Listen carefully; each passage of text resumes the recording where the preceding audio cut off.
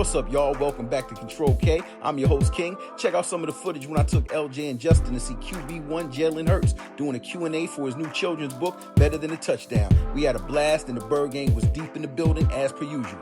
Enjoy. All right, so we out here, Enon Tabernacle Baptist. We in line to see Jalen right quick, for the book signing. So we got a bit of a line. It's crazy.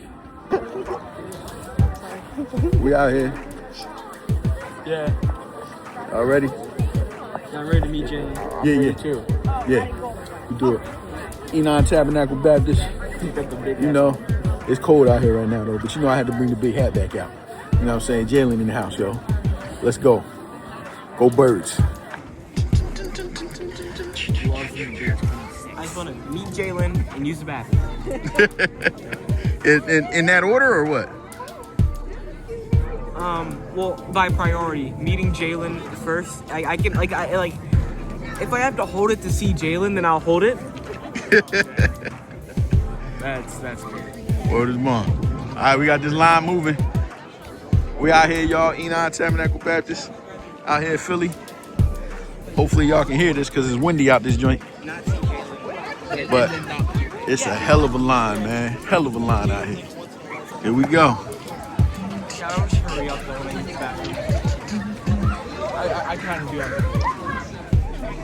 All the kids playing out front. I'm surprised at all. Why did I not wash my hands? Like if you're in a rush. I'm not a kid.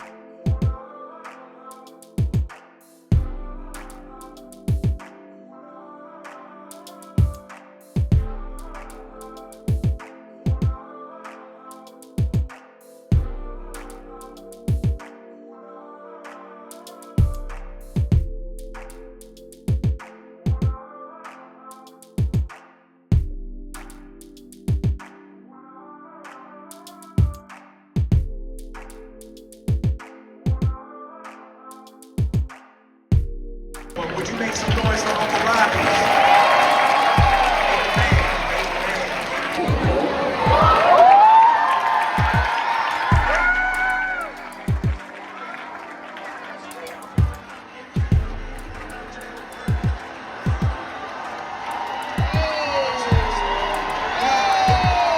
It's gotta be a special treat for you having to answer so many questions. Why don't you throw for more yards? Why don't you this? Why don't you that? And people like me have to say, listen, you're winning football games and now you've won a Super Bowl and you're the MVP. What do you say in response to all that?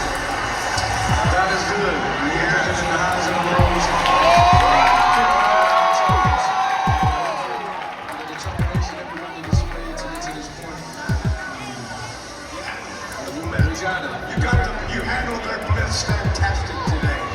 This has never been about what anyone else does. It's always been about what we do and how we respond to certain things. And feels good. Hell of a game today. Yes, it was. You played a hell of a game, my friend. All right, guys, folks, come on, Eagles, Super Bowl.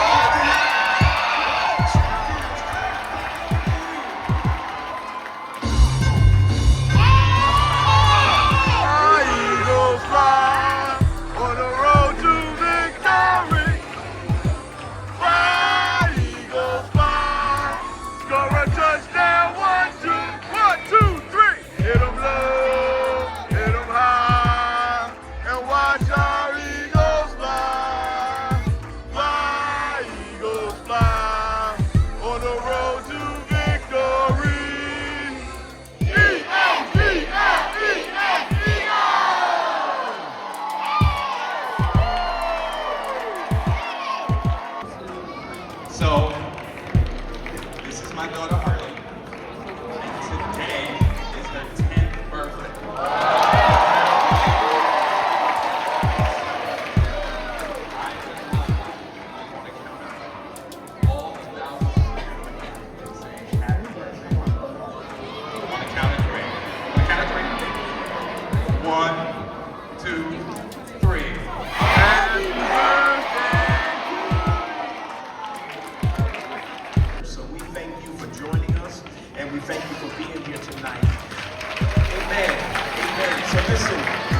know we're excited. We got a wonderful man who is a man of God, who's a man of faith, and a great ball player who is here. We also have a wonderful public intellectual, Brother Jeff, who is also from Cleveland, Ohio, but I'll leave that alone. And he is also a gift. So we're going to have a wonderful conversation. But one of the things that I get to do, and I thank you for this privilege, is I want to ask God's blessings on you and on this moment. With respect to every person in here and whatever faith tradition you have, I want to welcome you to our home and give our faith tradition to you as we get ready to have fun tonight. Good evening. One more time, good evening. Good evening. How many people want to see Jalen Hurts? No, we can't do this. This was not acceptable. How many people want to see Jalen Hurts? That's what I'm talking about. For being a Super Bowl MVP, he was a college player at Alabama and Oklahoma. But before that, he was a kid, like many of you, in Channelview, Texas, not knowing if he would ever make it to the NFL. Not knowing if he would ever win a national championship. He was a kid who had dreams, who had desires, who had family, who had community. And so this is not a regular book conversation.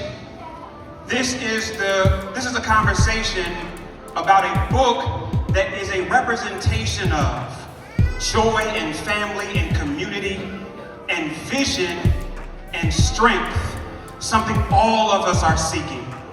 And so we hope to have a fantastic time, and we need you to do it. And I can't do this the right way without you all standing in your seats and giving a bigger round of applause than you give for him playing, than you do for him talking about this book. Y'all give it up for who?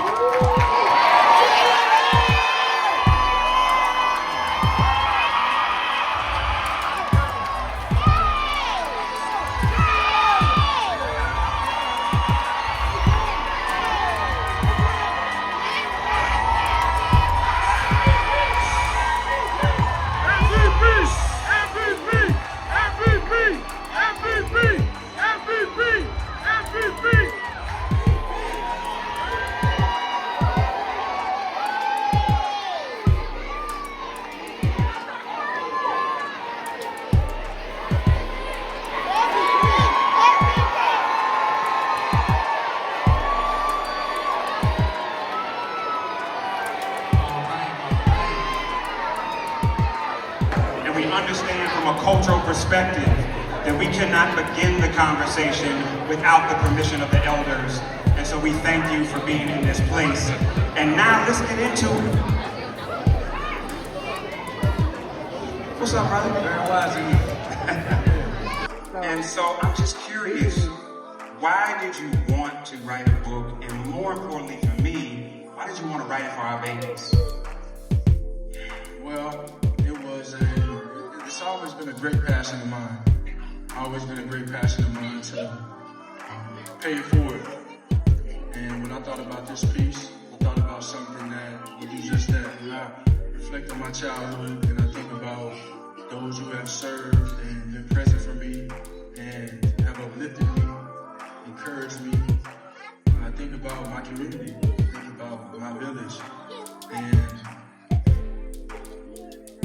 when I begin the journey of doing it, I thought back of all these stories and all these moments and what I thought best represented how I got here and the person that stands before you today.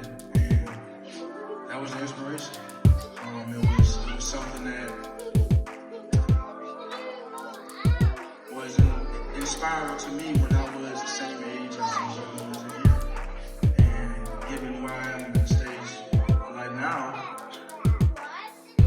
the messages and the principles throughout everything always remain. You know, they're timeless and they last. So it started off with that.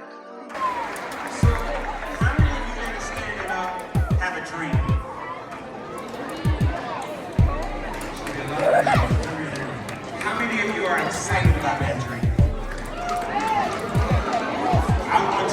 give a round of applause for that dream you had.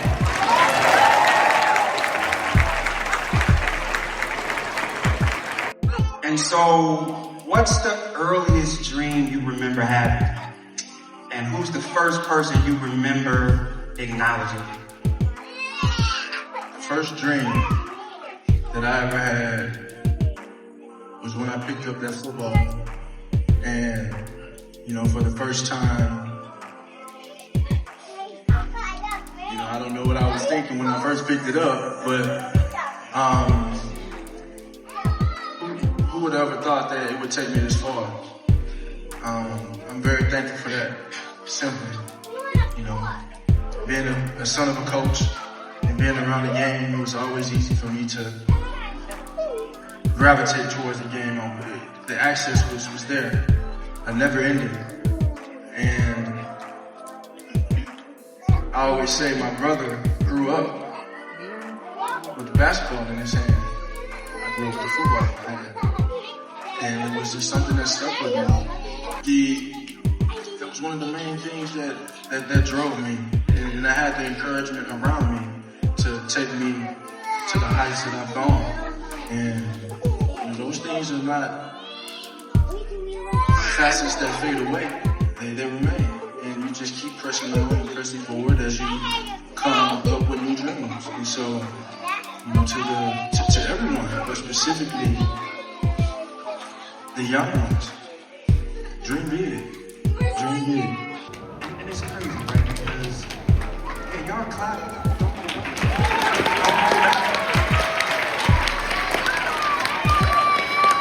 What I think is interesting is that a lot of times we talk to people about dreams when they've achieved them. But we're not always talking to folks about dreams when they're in the midst of figuring out, does this even make sense?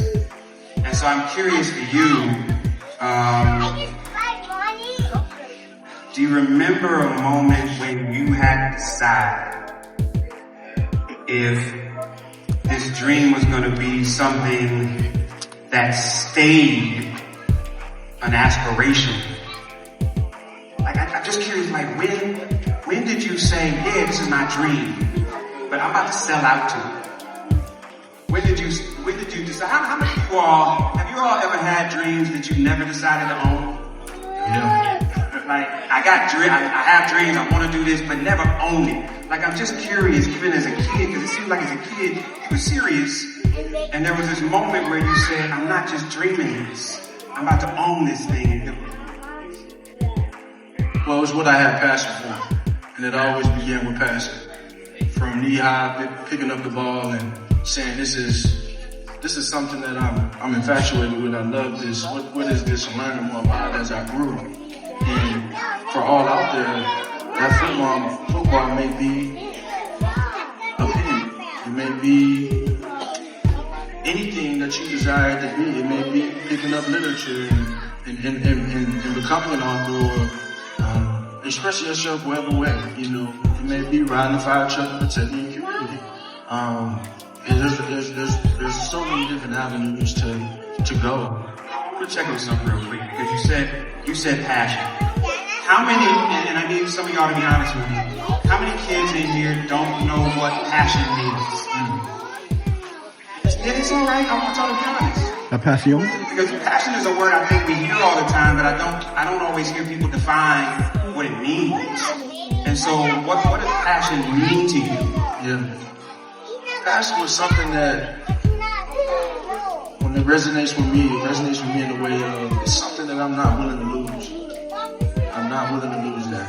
I'm not willing to sacrifice that. That's something that I love dearly. That's something that I put a lot of my time. I show a lot of affection, and I have a lot of patience with the ups and downs of what it may bring. And you don't know those things when you're younger. You don't know those things. But I think a simple thing that you could say or have the mindset of at that age, in which my coach, my father, actually, you know, naturally put into me, was to never give up. And I always reflect on that, and I never really got the opportunity didn't really ask questions, more so just trusting him to lead me to where I was supposed to go. And people ask my father that question is, well, what's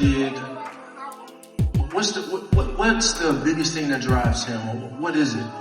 And if he's asked that question as a coach, as a father, he answers, and I never knew that over the years until I came to Philadelphia and I heard him do an interview about it, and it was determination. And when I talk about passion, you're passionate about the things that you would never let rest. And when I say determination never rest, that was something to Coach Shane Steichen, who was formerly here, that's something that he would preach all the time. And so when I talk about passion, when I think of the word passion, I want everyone to see it as something that is endless and never ending. I love it that much that I want to succeed that badly. How do you navigate shifts and changes when you're being driven so hard by passion? Yes. There's a way to say, don't give up, right? Then there's a way to say, be so determined that I won't be denied of something that I've set my eyes on, my sights on. And then there's another way of saying, you have to have tolerance for adversity. You have to embrace the inevitable, that things won't always go the way that you want them to go. And endure, stay resilient, and grow from everything that's in front of you. There's clearly so many things that you pushed through, but I'm curious, has there been a time that you quit something? And if there was, what did you learn from that? I can't say there's a time that I've ever quit. There's a time, there are times where you finish something. I think there's a difference. He said, I can't say that I quit. Then there's a time when you finish something. Quit. That would be the word that I use. Yeah, some special young people in here that understood.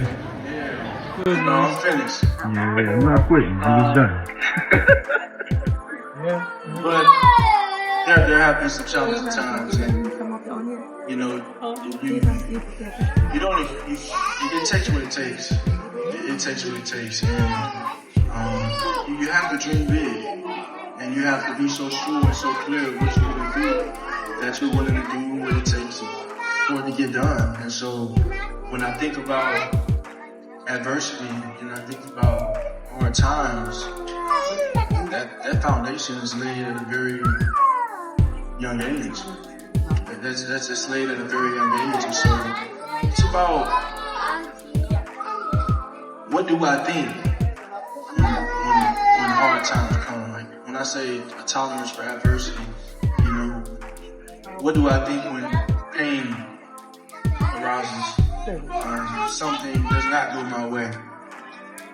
Maybe I'm told I can't have something that I want. Are you trusting within the people around you to say they're taking me where I'm supposed to go? I think that's what's been able to take me where I am, because I've learned so many lessons just throughout ups and downs.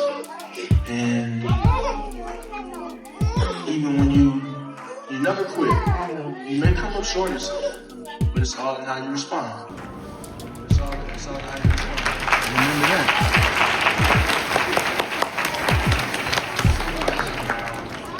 How you respond. Was your original dream, when you thought about football, to be a famous football player or a great football player? And what's the difference? That is a fantastic question. That's a great question. But let me tell you, I go back to the same thing when I picked the ball up, and it was just a pure love for the game itself. It's an honest game, and you learn so much from it, and it teaches you so many things. It's taught me everything that I know just through my upbringing. But when I think about fame versus greatness, I think fame is having influence, and then greatness is having impact.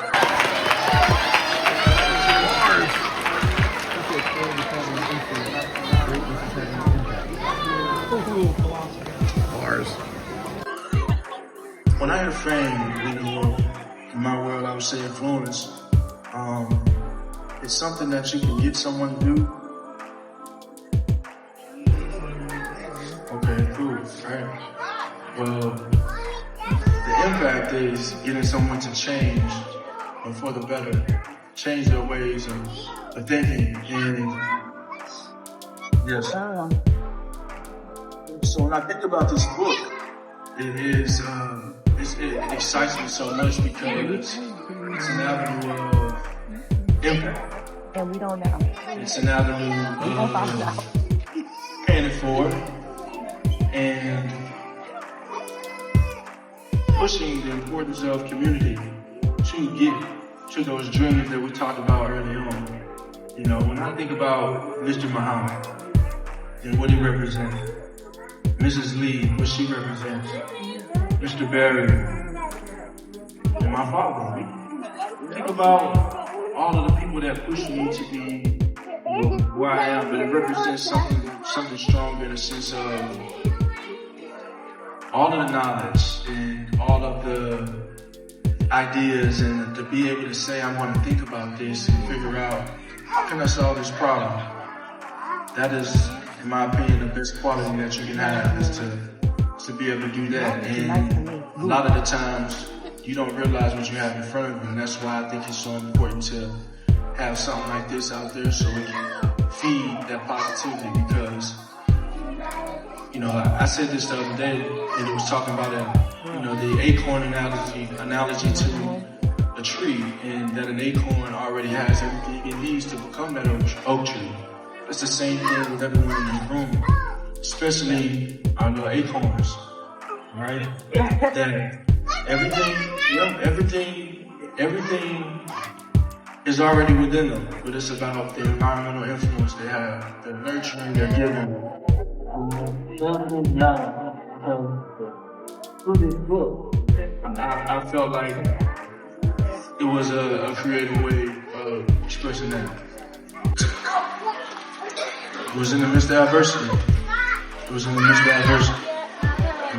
was deep in the adversity where I had nothing else to do but lean on those around me and to lean on my faith and lean on. And you said you wanted to do this, remember? You said this was a dream. You said this was something that you wanted to accomplish, so how determined are you?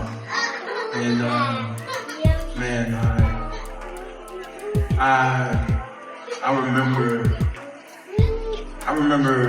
every win. I remember every loss. I remember and can recall the things that happened, maybe didn't happen.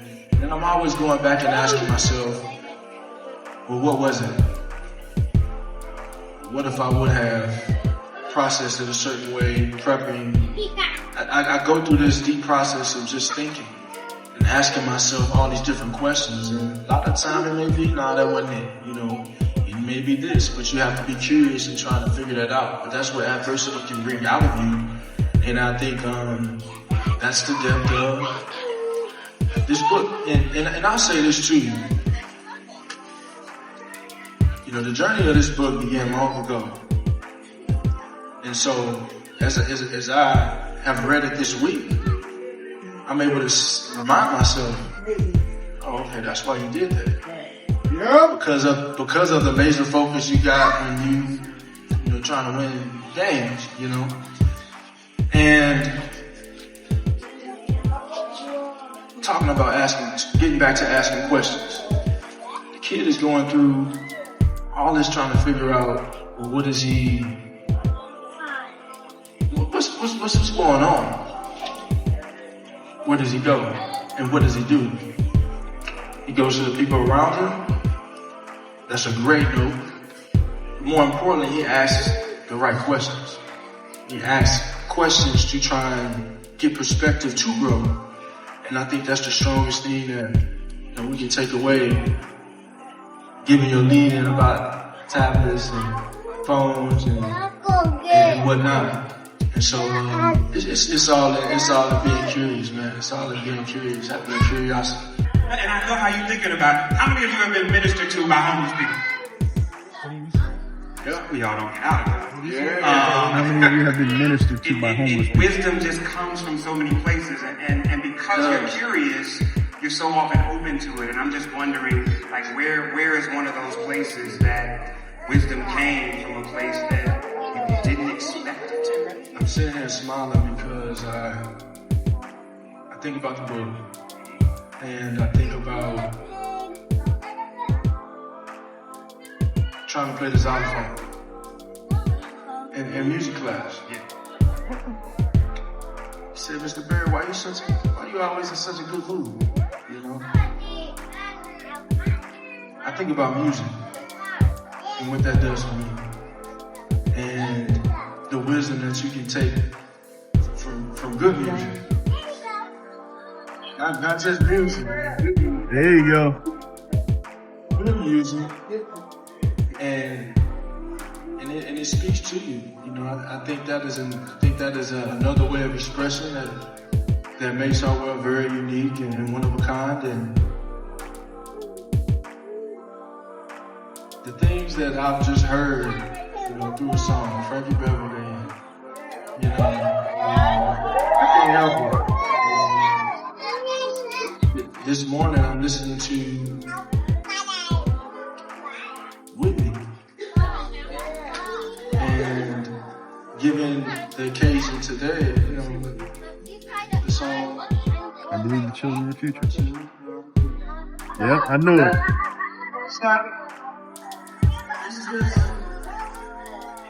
I ain't want to sing to you for real. Yeah. Everybody sound good in the church house. Just the importance of just using those different streams and different avenues to take on wisdom. I think that's important. And I think being able to read, and I think the importance of literacy and introducing that at a young age. Read. Even looking at it from the perspective of this, when I think about what made me, and to your first question, what pushed me to really want to do this is because the book I picked up from Tiki and Rondé Barber in my Scholastic Schools book fair was something that I identified with and I can resonate with. And so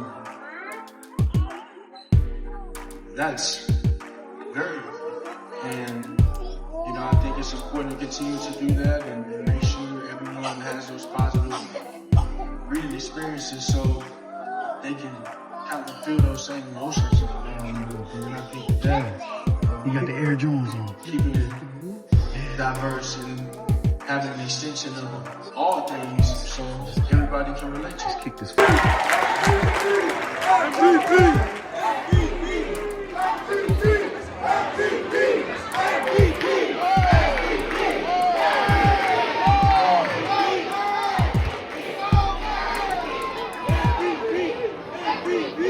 So an MVP really means man who values passion.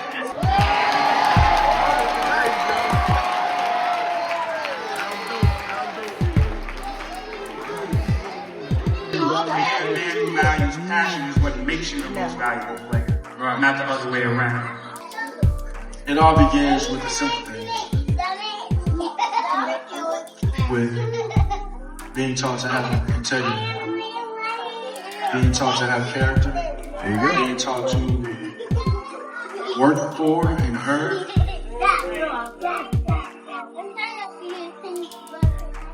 and being taught how to work hard. Being taught how to work hard. You know, as I've grown and I've gone throughout my career, I've taken coaching from so many different great coaches. And the one thing that I used to do that would set myself apart, I left the weights. And I was, competed at it. I was very strong. I had success at it. And it was something that my father forced me to do. He just forced me to do it. He said, "This is something your brother did. You got to do this too." I said, "Okay."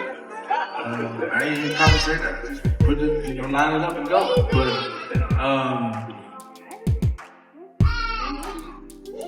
it's working hard and then knowing what it is to work hard, and then just maturing, and then knowing that I'm working, like knowing what it is to work hard in the right areas. Because you can be working hard at something that ain't for you, you know. So I think that's been a piece of my journey. There's been a heavy piece of my journey. I remember as a young kid, I love the game of football. I'm always there under the Friday night lights in Texas. I'm on the ball boy. I'm active. I'm in the way. I'm hearing things I'm not supposed to hear. I'm in all those fun places where I'm able to learn, but I'm in my element. And as I dream, I look at the high school. I look at the high school players that I say I want to be like one day. I look at the coaches. They say I'm going to play for him one day. I'm going to play for him. I have all these different ideas and all these dreams and things coming into fruition. The one thing that I'd always do, anytime I was in the car, anytime I saw a vacant space, it could be right here, right in front of the altar. Was that the face I heard? I heard something.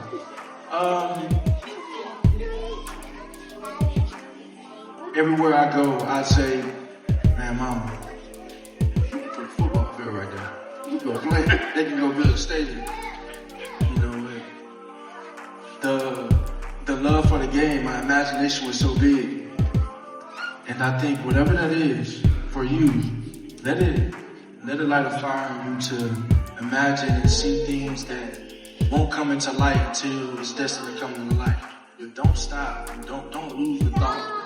Don't lose the thought of what you could accomplish or what you can be, because here I am going through the pages of this book and I'm saying, man, that lot was the dream of always imagining playing football in any space and always wanting to express myself through the game of football wherever it was. And so I just think it's a beautiful thing to dream big, because that's something now that I'm fortunate to say I'm able to play it in the Bryant Denny and gone to Baton Rouge and played in these amazing stadiums, and I get to play in the Link every Sunday.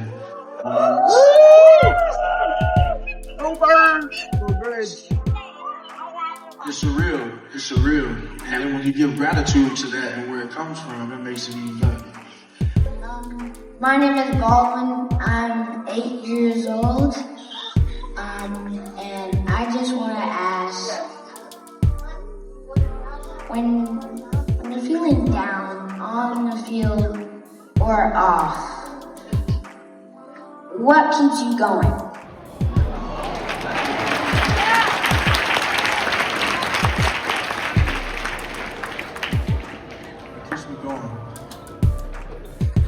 I like to say what keeps me going is the what if.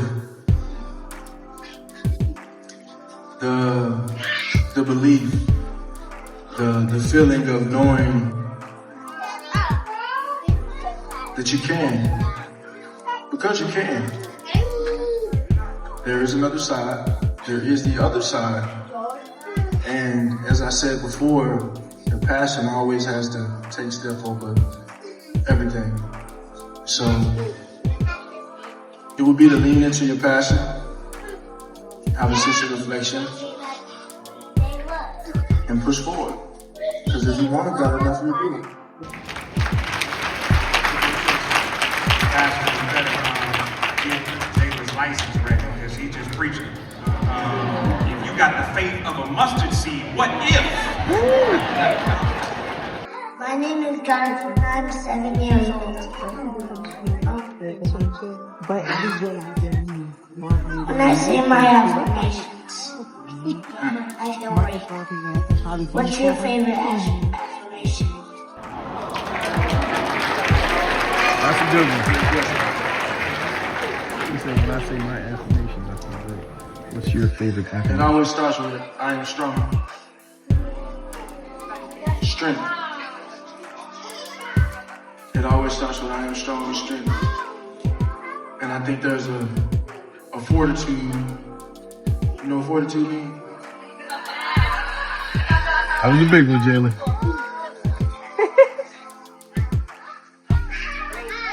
You know what courage means? So courage means to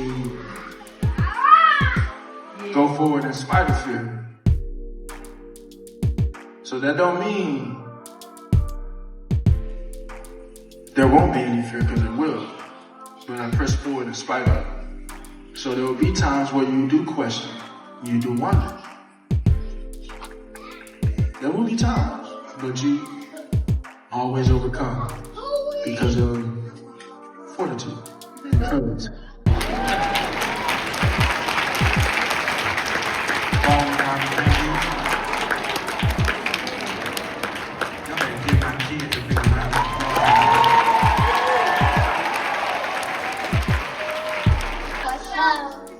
My question is, what is like, how do you keep going, and how do you how do you keep, if somebody announced clicks on you and say you can't be a football player, Right. or you're not supposed to be it because you don't look like it. Well, how do you fix it, or how do you accomplish it? Why?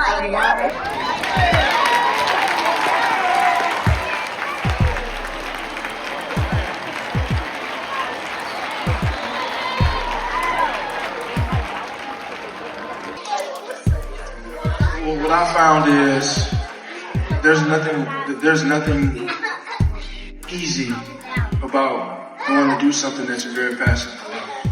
It's going to take a lot of hard work, a lot of dedication, courage, as we learned just now, fortitude, and love for what you do. So those have always been the things that impressed me forward. And the icing on top has always been the people that I've been able to do it with, the community that I've had, my family, and being able to bring things to light that I've always dreamed of. What if you don't look like what the thing is supposed to be? Like that was, there was a level there, like we show up places and other people think we're not supposed to be there. That was what you asked, right? All right. That's what you asked. I think first and foremost, for a person of your age to even be cognitive and understand what it is to walk into a place that you might not be invited to by nature.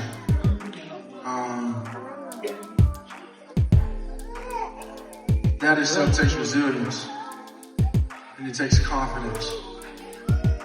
But there's no resilience and confidence without preparation.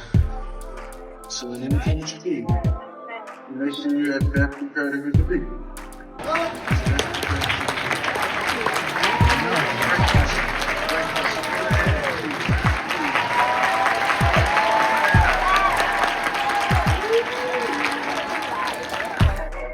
My name is Cameron Pierre. I'm 9 years old, and my question is, what made you want to play football? What made me want to play football?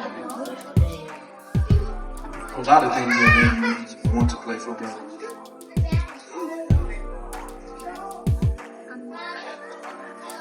The game is a wonderful game,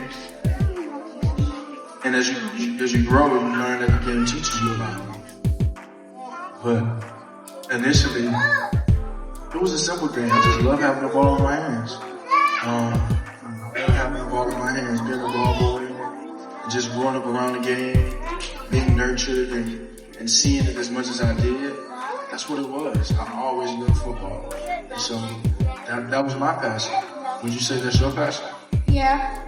I didn't take you as far as you were.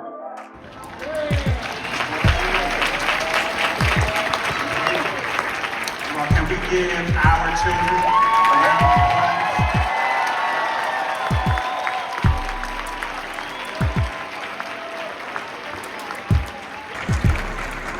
before Jalen gives the last words, I want us to say how much we appreciate the letter of love that he has given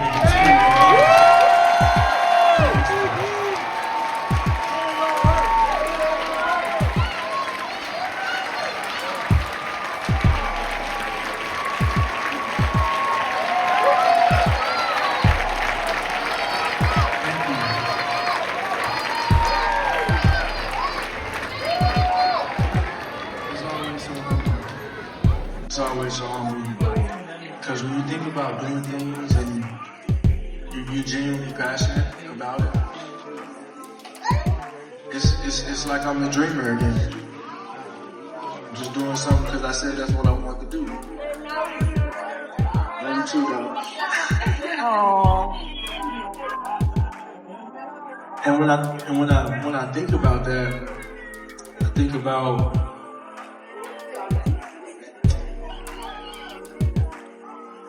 the lessons and the things that you just learn along the way of it, you know. And it's just very humbling, because you remind yourself and you're almost teaching yourself of what was and what can be. And it's just a loving feeling for sure. Well, let me say this, brother. I have had the blessing of interviewing presidents, foreign presidents, business folks. I am unbelievably humbled that you included me in this, because I know you don't do nothing with people you don't feel. And so, That's right.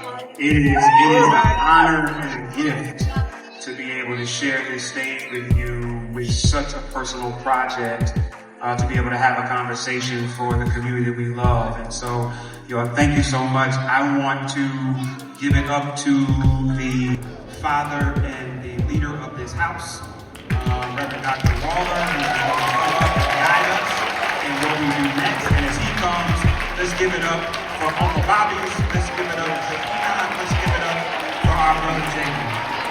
Let's thank God for Brother Jeff Johnson tonight. So here's what we need you to do. I need everybody to stand on your feet real quick and make some noise and thank God for Jalen Hurts.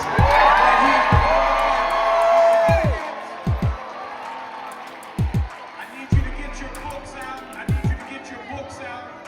And now I'm going to ask that you all would look right up towards the baptistry. We got some fellas up here.